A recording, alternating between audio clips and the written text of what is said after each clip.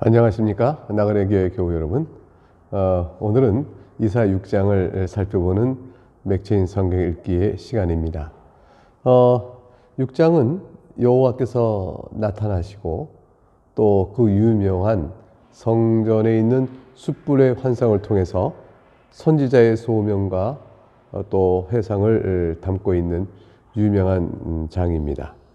우린 이 6장 이전에 앞서 1장부터 5장까지 내용을 살펴봤는데요. 이사야 전체의 서론에 해당된 내용이라고 볼 수가 있죠. 이사야 전체를 이끌어오는 내용 가운데서 여호와를 배반한 유다가 결국 어떠한 참상을 겪게 되고 어떠한 심판을 받게 될 것인지, 이것에 관한 경고와 그럼에도 불구하고 이스라엘을 회복시키는 약속에 대해서 내용이 담고 있습니다. 이제 6장, 오늘부터 읽은 6장은 이제 이사야가 소명받는 내용이 나오고 7장부터 12장까지의 내용 속에서는 과연 북왕국 이스라엘이 아람과 연합군을 이루어서 남유다를 침공하는 역사적인 사건과 관련하여 일련의 예언적 메시지가 전개된 내용으로 나오게 되어집니다. 이제 6장의 내용은 1절부터 3절 말씀을 먼저 살펴보도록 하겠습니다. 성전 위에 높이 들리고 스랍들이 에워싼 보좌에 앉으신 여호와의 나타나심이 어떤 것인지를 보여줍니다. 장엄한 환상이죠. 그 환상을 보고 과연 살 자가 있을까? 과연 이사야는 이 놀라운 환상을 어떻게 보았는지 살펴보겠습니다. 1절에 우시야 왕이 죽던 해에 내가 본즉 주께서 높이 들린 보좌에 앉으셨는데 그의 옷자락은 성전에 가득하였다. 우시야는 15세의 왕이 오릅니다. 그리고 52년 동안 남유다를 통치합니다. 그러나 후반기 통치는 실질적인 통치를 못합니다. 왜냐하면 우시야가 문둥병에 걸리게 되어집니다. 사실 초반과 중반까지는 우시야의 통치 시즌에 남유다는 하나님의 큰 복을 받았습니다. 그래서 주변에 있었던 블레셋도 정복하고 암몬도 정복해서 제법 국력이 강성해진 그러한 복을 누렸죠. 그리고 우시야 왕이 많이 교만해진 거예요. 그래서 하나님이 정하신 법도에 따라 성소에 제사장만 들어갈 수 있는데 자신이 들어가서 임의로 분향을 하려고 했습니다. 그러다가 하나님께서 치셔서 문둥병에 걸려서 노년에 문둥병으로 병을 앓다가 67세에 세상을 떠나게 되어집니다. 그때에 이사야가 새로운 환상을 통해서 소명을 받는 것입니다. 그러니까 우시야 왕이 죽던 해에라는 것은 이 우시야를 통해서 하나님이 남유다의 축복을 주었으나 유다가 얼마나 타락하고 부패했는지 이제 하나님께서 심판을 하시고 심판의 예언을 통해서 나중에 회복까지 바라보는 그런 새로운 소명을 주기 위하여 이미 선지적 활동하고 있던 이사야를 불러서 새로운 소명을 주시는 장면을 볼 수 있습니다. 그러니까 이제 이사야는 이때 처음으로 소명을 받은 것이 아니고 이미 소명받은 선지를 활동한 중에 재차 다시 소명을 받는 그런 경우라 볼 것이라고 할 수 있겠습니다. 우시야가 무엇을 봤을까요? 주께서 높이 들린 보좌에 앉으신 걸 보았고 옷장은 성전에 가득한 것을 보았다고 되어 있습니다. 하나님은 직접 뵐 수가 없죠. 하나님은 영이시니까 사람이 눈으로 볼 수 있는 것이 아닙니다.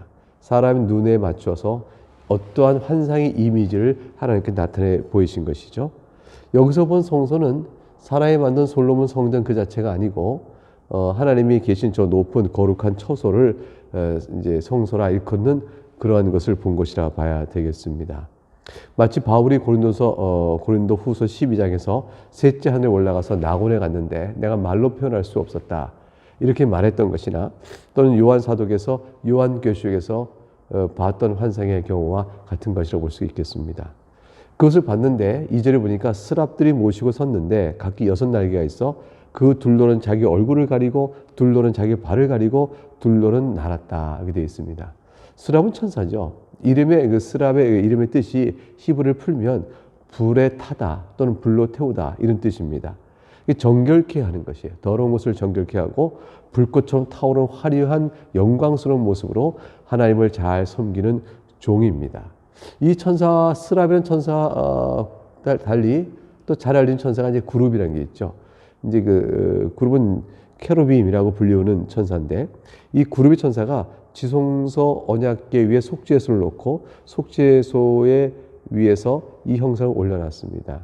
이 그룹은 호위 천사예요. 보호하고 호위하는 천사인데 에덴 동산에서 생명나무를 지키라고 하나님 명하신 천사가 바로 그러한 그룹의 천사입니다. 이것과 구분되는 스랍이라는 날개가 6인 이 천사를 환상 중에 보게 되었습니다. 이 스랍이 자기 얼굴을 가렸다는 것은 하나님의 영광을 감히 보지 못할 만큼 너무 놀라운 것이었다는 뜻이고, 자기 발을 가렸다는 것은 실로 겸비함을 나타내는 것이요, 또한 두 날개로 날았다는 것은 섬기고 있는 종의 모습을 보여주고 있다, 이렇게 생각할 수 있겠습니다. 3절에 근데 이 스랍의 찬송이 서로 불러 거룩하다 거룩하다 거룩하다 만군의 여호와여 그의 영광이 온 땅에 충만하다 라고 말하므로 거룩하다의 삼중창이 이어져 나옵니다. 여호와를 찬양하시 마땅하죠. 요한계시록 4장 8절부터 11절에도 역시 네 생물은 각각 6날개를 가졌고 그 안과 주위에는 눈들이 가득하더라. 그들이 밤낮 쉬지 않고 이르기를 거룩하다 거룩하다 거룩하다 주 하나님 곧 전능하신 이여 전에도 계셨고 이제도 계시고 장차 오시리라 하시고 찬양하는 모습이 나옵니다. 모든 피조물은 존재 목적이 하나님을 찬양하는 데 있습니다. 그 찬양의 아름다운 모습을 오늘 환상 중에서 스랍들을 통해서 보고 있는 것이죠.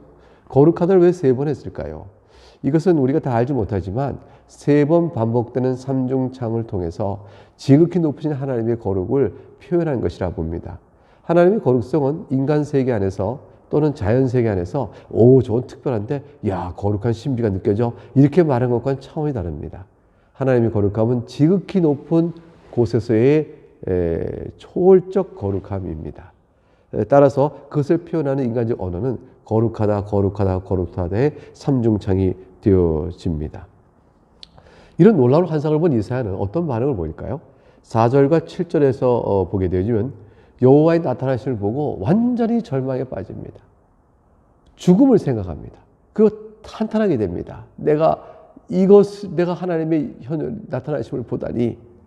그런 절망 속에 있을 때 하나님께서 그를 세우시는 죄사함의 은총의 놀라운 환상이 이어져 나옵니다. 좀 자세히 보겠습니다.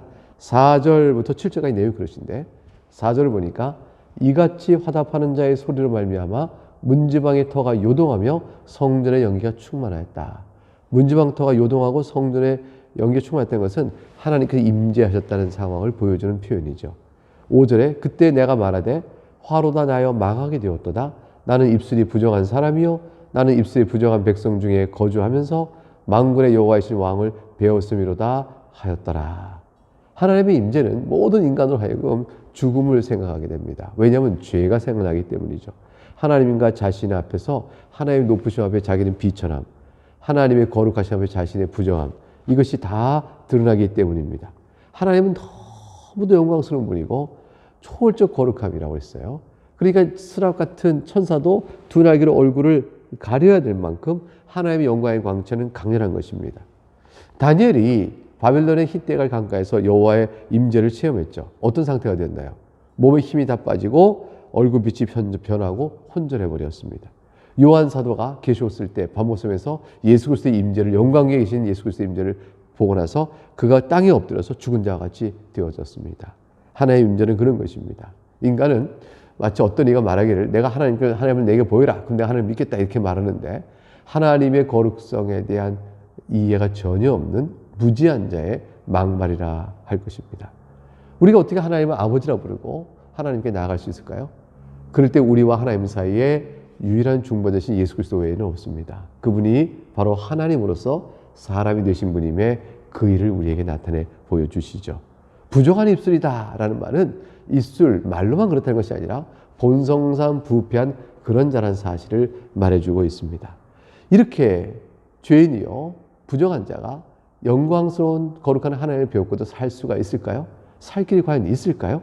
6절에 놀라운 또 환상이 이어집니다. 그때의 그 스랍 중에 하나가 부젓가락으로 제단에서 잡은 바 핀 옷을 가지고 4개로 날아와서 이렇게 되어 있어요. 제단에서 집은 바되 핀 숯이라. 핀 숯이라는 것은 불이 피어 있는 숯이죠. 숯에 불이 막 타고 있는 것이. 그것을 제단에 잡았다. 제단에서 어떤 것이 생각해 보세요. 하나님께 제물을 드려 죄의 용서를 받는 곳이에요.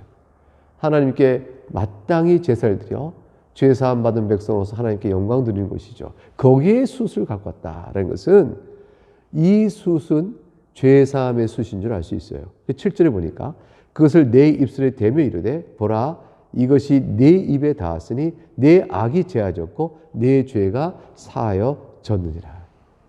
놀라운 죄사함의 핀 숯불. 그 핀 숯불을 입에 댄다는 것은 고통스러울 것 같지만 죄사함의 정결케 하는 사역을 입어서 우리가 하나님께 새로운 생명으로 살아나는 그러한 은혜의 일인 것입니다. 이 숯불을 입에 대어 이사야를 정결케 하며 그에게 주어지는 하나님의 말씀을 전하는 선포자로 세워져 가는 것이에요. 먼저 이사야의 죄를 깨끗이 하시고 그를 정결케 하시며 그 죄책감을 다 거두어 가신 다음에 이제 너는 가서 죄인된 유다에게 선포하는 것이죠. 그렇게 말씀을 하도록 하나님께서 역사해 주십니다. 이제 정결케 된 이사야를 놓고 주님이 이렇게 말씀하세요. 누구를 보낼꼬? 주님이 찾으십니다. 누가 우리를 대신하여 가서 말을 전할꼬? 하나님이 찾습니다. 8절에 보니까 내가 또 주의 목소리를 들으니 주께서 이르시되 내가 누구를 보내며 누가 우리를 위하여 갈꼬 하시니 그때 내가 이르되 내가 여기 있나이다 나를 보내소서 하였더니 하나님께서 누가 우리를 위하여 갈 거야 말합니다. 내가 누구를 보내며 누가 우리를 위하여 갈 거야 이렇게 말씀하시죠. 그러니까 여기서는 단수성과 복수성이 드러나요. 그래서 많은 신학자들은 오늘 이 본문 안에서 하나님의 삼일체 복수성에 대한 구약적 암시를 찾아보기도 합니다. 이사야가 즉각적으로 대답합니다. 하나님의 소명의 자를 찾는 그 과정 속에서 이사야가 즉각적으로 등장하여 주여 내가 여기 있나 나를 보내소서라고 말합니다. 하나님에 의해서 죄사함 받은 자의 확신이 있는 자는 이제 하나님의 말씀과 뜻대로 살고자 하는 소망이 생기고 주의 뜻이라면 제가 그걸 가겠습니다라는 용기도 생기는 것이죠. 하나님께서 이사야에게 특별한 소명을 주시고 특별한 사명자로 부르시고 하여 그 은혜를 부어주시니 이사야가 주저앉고 주 앞에 나오게 되었습니다. 9절로 10절에는 하나님께서 이사야에게 이제 명령을 주십니다. 근데 그 명령은 가서 전하여 그들을 깨우치라는 것이 아니고 역설적으로 깨우치지 못하게 하는 말씀으로 나타납니다. 이스라엘의 완악함을 책망하는 것이죠. 9절 보니까 여호와께서 이르시되 이 백성에게 이르기를 너희가 듣기는 들어도 깨닫지 못할 것이요 보기는 보아도 알지 못하리라 이렇게 말씀합니다. 이사야의 소명은 참 그런 것입니다. 하나님의 말씀을 가지고 백성에게 전하면 그들이 돌이킬 것이라 그래 네가 가라 이렇게 받은 소명이면 그래도 가볼 텐데 네가 가서 전해도 백성이 듣지 않을 것이다. 이러한 것을 알고도 전해야 하는 그런 소명을 받은 것이 이사야였습니다. 얼마나 고통스럽고 힘이 들까요? 10절에 하나님께서 이렇게 말씀을 이어가세요. 이 백성의 마음을 둔하게 하며 그들의 귀가 막히고 그들의 눈이 감기게 하라. 염려하건대 그들이 눈으로 보고 귀로 듣고 마음으로 깨닫고 다시 돌아와 고침을 받을까 하노라 하시기로. 하나님께서 이 백성을 마음을 둔하게 하며 귀가 막히고 눈이 감기게 하라 그랬어요. 이것은 어떻게 보면 하나님께서 말씀을 전하게 해놓고 들을 귀를 열어주시고 또 눈을 보게 하고 마음을 또 둔한 마음을 지혜로운 마음을 바꿔주셔야 되는 거 아닙니까? 라고 생각할 텐데 반대의 말씀을 하고 계세요. 그들이 눈으로 보고 귀로 듣고 마음으로 또 깨닫고 도시 돌아와 고침 받을까 하노라 하고 오히려 그렇게 되기를 바라는 메신저를 보내시는 것일 텐데 그를 오히려 그럴까봐 염려한다고까지 말씀하십니다. 이것은 참 아이러니한 말씀이죠. 아이러니한 말씀이에요. 이 말씀이 오는 주일에 요한복음을 설교할 때 이 말씀의 내용이 또 대목이 나옵니다. 오늘 여기서 여러분 말씀 묵상 가운데 알 것은 하나님께서는 일부러 저들의 마음을 완악하게 하시지 않으십니다. 오히려 이것은 심판의 선언이에요. 완악하고자 하여 하나님의 말씀을 고집스럽게 듣지 아니하니 그대로 내버려 두심으로 저들이 들어도 깨닫지 못하는 자가 되게 하시는 하나님의 심판의 모습, 표현이라는 사실을 기억해 두시면 좋겠습니다. 11절부터 13절에 가게 되면 이제 때에 관한 질문이 나옵니다. 어느 때까지입니까? 라고 이사야가 물어요. 그것에 대한 답변으로 심판을 말씀하시고 그러나 하나님의 심판의 철저함과 무서움 가운데서도 하나님께서 끝내 다 버리지 않으시는 희망을 놓지 않게 하시는 회복의 말씀을 이어주십니다. 11절부터 13절까지 말씀을 보겠습니다. 11절 내가 이르되 주여 어느 때까지니까 했더니 주께서 대답하시고 성읍들은 황폐하여 주민이 없으며 가옥들에는 사람이 없고 이 토지는 황폐하게 되며 12절 여호와께서 사람들을 멀리 옮기셔서 이 땅 가운데 황폐한 곳이 많을 때까지이니라. 13절 그 중에 10분의 1이 아직 남아있을지라도 이것들도 황폐하게 될 것이라. 이것은 어느 때까지니까 라는 말은 이사야 마음이 너무 답답해진 거예요. 이 백성이 어느 때까지 완악하여 하나님의 말씀 불순종하고 심판을 받겠습니까? 하나님 이 백성을 불쌍히 여겨주세요. 단순히 사역 기간을 묻는 것이 아니라 이스라엘 백성이 언제나 돌이켜서 회개하고 주님 앞에 나오겠습니까? 라는 탄식의 소리와 같죠.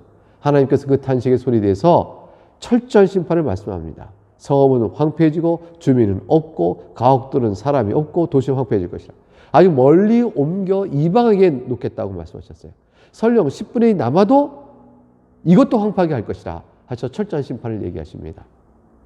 그런데 13절의 맨 마지막 절에 할 것이나 될 것이나 그러나 라고 말씀을 덧붙임으로 희망의 빛을 쫙 비춰주십니다. 밤나무와 상수의 나무가 배임을 당하여도 뭐는 남죠? 그루터기 남지 않느냐.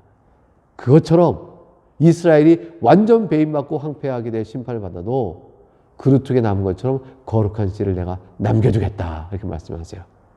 이 거룩한 씨, 거룩한 자손을 남겨두어 저들로 하여금 이스라엘의 회개와 회복의 역사가 이루어지게 함으로 약속한 이스라엘과의 하나님 아버지로서의 베푸시는 풍성한 은혜의 열매요 구원의 열매를 남겨두겠다 말씀하십니다.